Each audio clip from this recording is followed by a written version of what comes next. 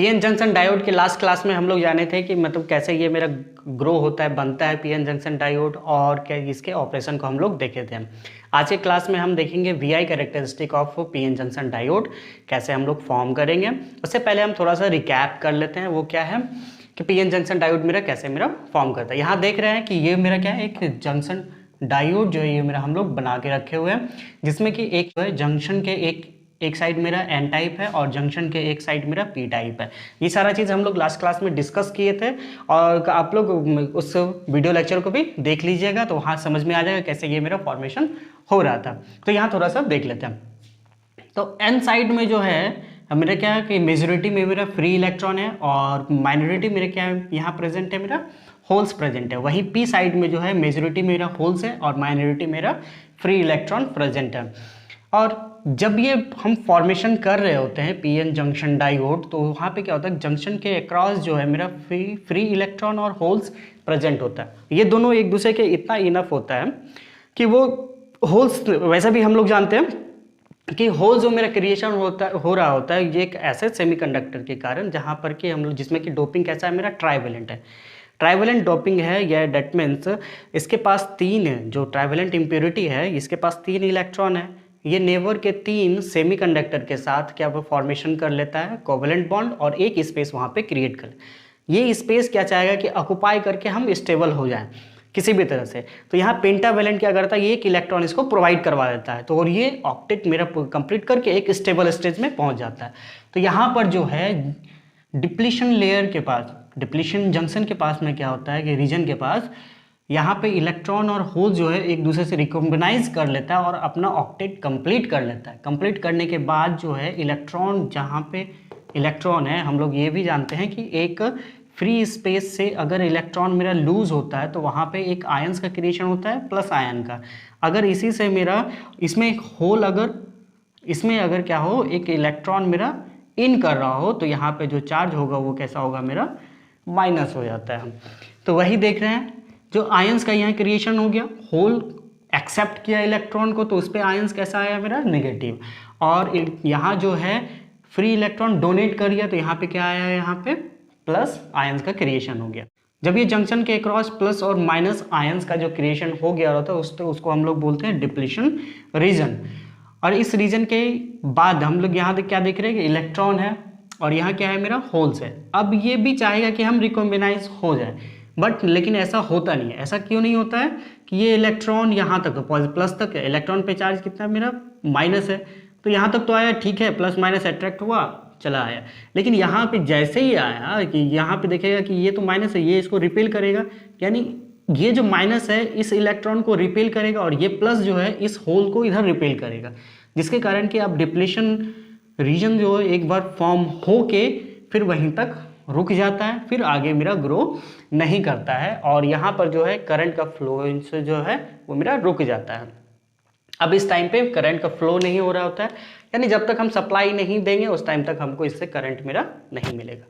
जब ये depletion region का, और डिप्लीशन रीजन जो है हमको क्या प्रोवाइड करवा रहा है, यहाँ पे एक ऑब्स्टेकल, क्या देख रहे हैं, इलेक्ट्रॉन को इधर फ्लो नहीं होने दे, यानी ये ऑब्स्टेकल प्रोवाइड करवा रहा है। और ऑब्स्टेकल को हम लोग इलेक्ट्रिकल टर्म में क्या बोलते हैं, रेसिस्टेंस बोलते हैं।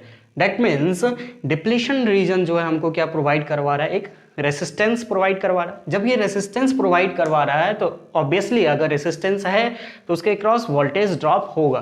तो ये जो यहाँ पर जो रेसिस्टेंस के क्रॉस वोल्टेज ड्रॉप हम लोग क्या देखें, वो V0, यहाँ जो वोल्टेज हमको मिलेगा उसको हम लोग बोलते हैं डायोड वोल्टेज। V0 यहाँ पे प्रेजेंट हो गया। जब ये V0 यहाँ पे है, प्रेजेंट हो रहा है, तो अब देखेंगे कि ये प्लस और माइनस, इसके अंदर एक इलेक्ट्रिक फील्ड भी इस्टेब्लिश होगा।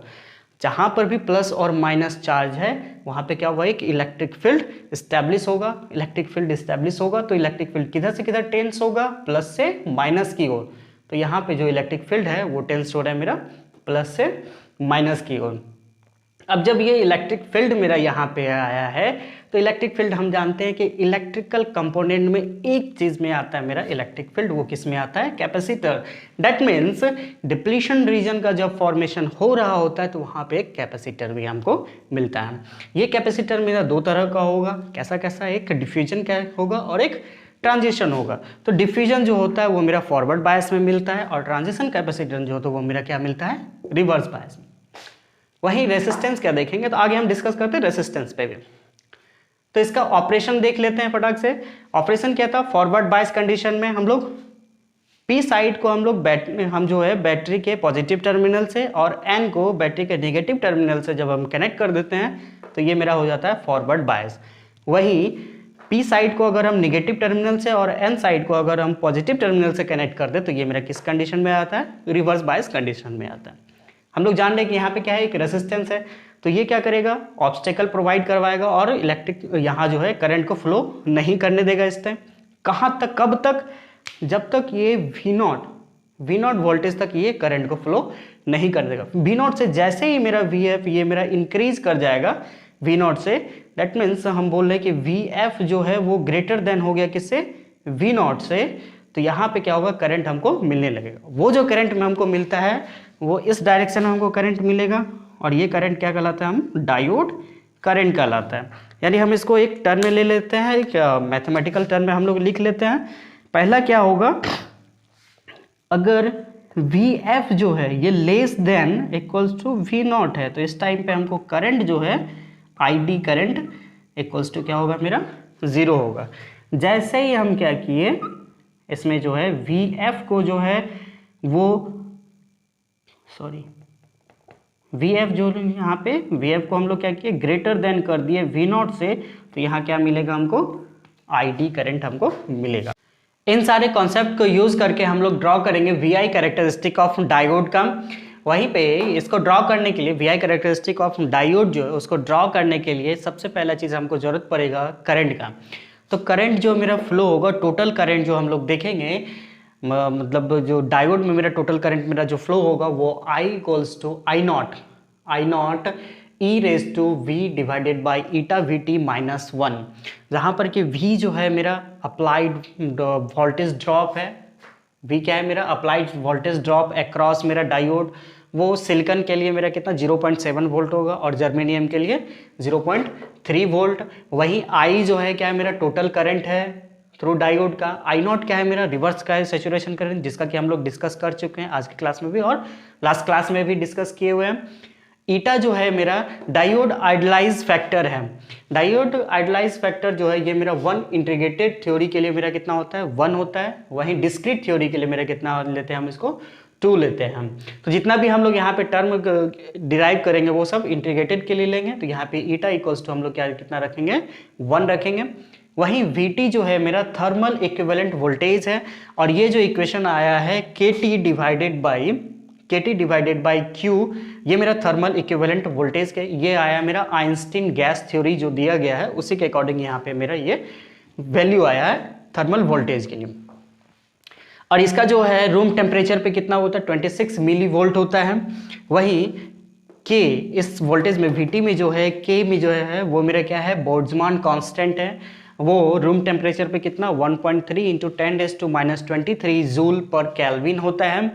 वहीं Q जो है, इस इक्वेशन में Q जो है मेरा कैरियर चार्ज है। कैरियर मतलब या फिर इलेक्ट्रॉन का हो या होल या दोनों का जितना भी हो, टोटल मेरा चार्ज, कैरियर का जितना चार्ज होगा वो मेरा Q चार्ज है। और T मेरा क्या है, टेम्परेचर इन केल्विन है। तो यहाँ पे हम लोग यूज करेंगे VI कैरेक्टरिस्टिक को ड्रॉ करने के लिए हम लोग डायोड करंट का हम लोग यूज करेंगे। डायोड करंट कितना होता है, I equals to I naught e raise to V divided by eta V T minus 1। Forward bias जहाँ पर कि वोल्टेज ये होगा, फॉरवर्ड बायस और रिवर्स बायस के लिए 2 अलग अलग वोल्टेज हमको मिलेगा। फॉरवर्ड बायस में जो अप्लाइड वोल्टेज हम यहाँ पे करेंगे तो उस टाइम पे जो डायोड के क्रॉस मेरा जितना ड्रॉप होगा वो कितना वी नॉट या वी टी होगा। तो जितना यहाँ ड्रॉप होगा वो कितना वी नॉट हमको मिलेगा 0.7 सिलिकॉन के लिए और जर्मेनियम के लिए हम बात करेंगे 0.3 मिलेगा। ये मेरा डायोड करंट का इक्वेशन तो मेरा आ गया। अब जब हम फॉरवर्ड बायस करेंगे तो उस टाइम पे देखते हैं कि अगर मेरा ये V जो है फॉरवर्ड बायस में क्या है 0.7 ये सिलिकॉन के लिए, उस टाइम पे ये मेरा V पॉजिटिव रहेगा तो ये टर्म मेरा ग्रेटर देन होगा 1 से। तो हम कह सकते हैं कि फॉरवर्ड बायस में जो हमको I मिलेगा वो कितना मिलेगा, I naught e raise to V D या फिर बोल दे V naught divided by eta कितना लिए हम लोग अभी बात किए इंटीग्रेटेड सर्किट के लिए मेरा 1 रहेगा तो 1 ले लिए। Divided by VT।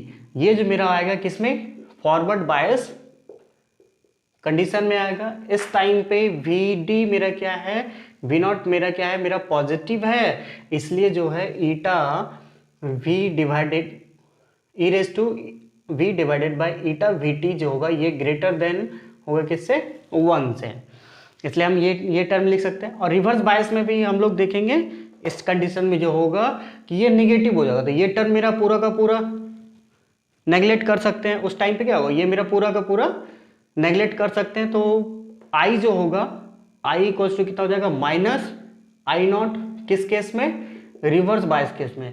वहीं पे ये मेरा निगेटिव, उस टाइम पे रिवर्स बायस केस था, उस टाइम पे V0 क्या होगा मेरा, यहाँ पे देखेंगे रिवर्स बायस से में तो निगेटिव हमको मिलेगा, उस टाइम पे minus V eta VT is very very less than 1। तो ये मेरा इक्वेशन दोनों के फॉर्म में आएगा। I का वैल्यू एक साइड दिख रहा है क्या, एक्सपोनेंशियली इंक्रीज कर रहा है, एक साइड क्या दिख रहा है मेरा, सिर्फ निगेटिव, एक सर्टेन वैल्यू हमको निगेटिव में मिलेगा। यानी हम जो करेंगे यहाँ पे ड्रॉ करते हैं इस चीज़ को, अगर हम ड्रॉ करें VI कैरेक्टरिस्टिक को तो क्या हो जाएगा मेरा, हम यहाँ पे Y एक्सिस में करंट को ले रहे हैं और X एक्सिस पे हम लोग क्या ले रहे हैं, वोल्टेज को ले रहे हैं। इस पे करंट है और यहाँ पे क्या है मेरा, वोल्टेज है। यहाँ पे क्या किया हम लोग, ड्रॉ कर लेते हैं, एक X एक्सिस पे हम लोग वोल्टेज को रखे हैं, Y एक्सिस पे क्या है मेरा, करंट है। इसके अकॉर्डिंग अगर इस इक्वेशन के क्रॉस अगर अकॉर्डिंग हम लिखे, ड्रॉ करें तो क्या आ जाएगा मेरा, फॉरवर्ड बायस में, यानी यहाँ पे जो हम लोग प्रोवाइड कर रहे हैं डायोड को सिंबॉलिकली तो हम लोग जानते हैं कैसे रिप्रेजेंट करते हैं। ये हो गया एनोड, ये हो गया मेरा कैथोड, यानी ये मेरा P साइड है, ये मेरा N साइड है। इसको अगर हम बैटरी के एनोड को बैटरी के पॉजिटिव टर्मिनल से और कैथोड को बैटरी के नेगेटिव टर्मिनल से कर दी तो ये मेरा हो गया फॉरवर्ड बायस कंडीशन में। अब इस टाइम पे जो मेरा वोल्टेज करंट आ रहा है वो क्या है, एक्सपोनेंशियली ग्रो कर रहा है I0 के हिसाब से, तो ये क्या करेगा कुछ वैल्यू तक, और हाँ ये जो मेरा है V0 तक हमको कुछ आउटपुट नहीं देगा, V0 तक जो है कुछ आउटपुट, हम बोल रहे कि यहाँ तक मेरा V0 है, इस टाइम तक हमको कुछ आउटपुट नहीं देगा, बट इसके बाद जैसे ही ये मेरा गया तो ये क्या करेगा, एक्सपोनेंशियली मेरा इंक्रीज करेगा। तो ये ग्राफ कुछ इस तरह का दिखेगा। और रिवर्स साइड में हम लोग देख रहे हैं माइनस कुछ भी रहे एक सर्टेन वैल्यू तक, कितना दे रहा है हमको, ये सिर्फ माइनस I0 का वैल्यू दे रहा है। तो हम लोग देखेंगे कि माइनस I0 का वैल्यू हमको कुछ ये मिलते रहेगा। बट रिवर्स बायस में जहाँ तक हम लोग बात किए थे लास्ट क्लास में कि ये ऑलवेज ये I0 हमको ऑलवेज नहीं दे पाएगा, कुछ वोल्टेज तक गया, वोल्टेज जाने के बाद फिर क्या होता है वहाँ पे ब्रेक डाउन हो जाता है मेरा किसका, बैरियर का जो है, यानी डिप्लीशन रीजन जो है वो मेरा ब्रेक डाउन हो जाता है। जैसे ही ब्रेक डाउन हुआ तो वहाँ पे हमको सर्टेन मतलब करंट जो है एकदम हाईली अमाउंट ऑफ करंट हमको मिलता है और ये करंट हमको आगे बढ़ते चल जाता है। तो जिस टाइम पे ये ब्रेक डाउन होता है उसको हम लोग बोलते हैं पीक इनवर्स वोल्टेज या फिर ब्रेक डाउन वोल्टेज। तो यहाँ पर जो जिस टाइम पे ये जंक्शन जो है मेरा ब्रेक कर जा रहा है तो उस टाइम का जो वोल्टेज होगा उसको हम लोग क्या बोलते हैं, पीक इनवर्स वोल्टेज। और यहाँ जो करंट मिलेगा ये कितना करंट मिलेगा हमको, I0 मिलेगा। फॉरवर्ड बायस में जो करंट हमको मिलेगा मिली एम्पेयर में मिलेगा, वहीं रिवर्स साइड में जो I0 है, रिवर्स सैचुरेशन करंट जो हमको मिलेगा वो किस फॉर्म में मिलेगा मेरा, माइक्रो एम्पेयर के फॉर्म में मिलेगा। कब तक, पीक इनवर्स वोल्टेज के पहले तक। इसके बाद हमको सर्टेन अमाउंट ऑफ इंक्रीज हमको मतलब करंट इंक्रीज करते चल जाएगा, वोल्टेज मेरा लगभग कांस्टेंट दिखेगा। तो एक चीज़ और हम लोग जानते हैं कि यहाँ जो करंट जो है वो मेरा डिपेंड कर रहा है VT पे, और ये VT किस पे डिपेंड कर रहा है, हम लोग जानते हैं कि VT इक्वल्स टू क्या लिखे हुए थे, VT इक्वल्स टू यहाँ लिखते हैं VT इक्वल्स टू था KT डिवाइडेड बाय Q, यानी VT जो है मेरा डिपेंड कर रहा है Q पे। अगर ये मेरा टेम्परेचर इंक्रीज करेगा डिक्रीज करेगा तो उसके अकॉर्डिंग क्या होगा, VT मेरा इंक्रीज करेगा और डिक्रीज करेगा। जब ये मेरा VT इंक्रीज करेगा डिक्रीज करेगा तो उसके अकॉर्डिंग क्या होगा, ये मेरा करंट भी मेरा इंक्रीज करेगा और डिक्रीज करेगा। तो एक स्टडी करके एक एक्सपेरिमेंटल जो वैल्यू है वो इंक्रीज करा करा के देखा गया कि उसमें जो है यहाँ एक मिला कि अगर हम आई नॉट का वैल्यू मेरा इंक्रीज करेगा 7%, आई नॉट का वैल्यू कितना होगा, इंक्रीज करेगा 7%, अगर हम पर डिग्री सेंटीग्रेड टेम्परेचर को इंक्रीज कराते जा रहे हैं। कब टेम्परेचर को हम लोग इंक्रीज कर रहे हैं, कितना, पर डिग्री सेंटीग्रेड, यानी एक डिग्री सेंटीग्रेड अगर हम इंक्रीज करेंगे तो उसका जो आई नॉट का वैल्यू होगा वो मेरा कितना होगा, 7% इंक्रीज करेगा। तो फर्दर इसको कैलकुलेट करके और देखा गया है कि आई नॉट जो है वो मेरा डबल हो जा रहा है कब, टेम्परेचर जब इंक्रीज कर जाए मेरा 10 डिग्री, इंक्रीज करके कहाँ तक पहुँच जाए, 10 डिग्री सेंटीग्रेड, यानी 10 डिग्री सेंटीग्रेड अगर हम इंक्रीज करा दें तो आई नॉट का वैल्यू कितना हो जाएगा, मेरा डबल हो जाएगा। तो आज के क्लास में बस इतना ही। आई होप सो कि वी आई कैरेक्टरिस्टिक आप लोग को समझ में आया होगा।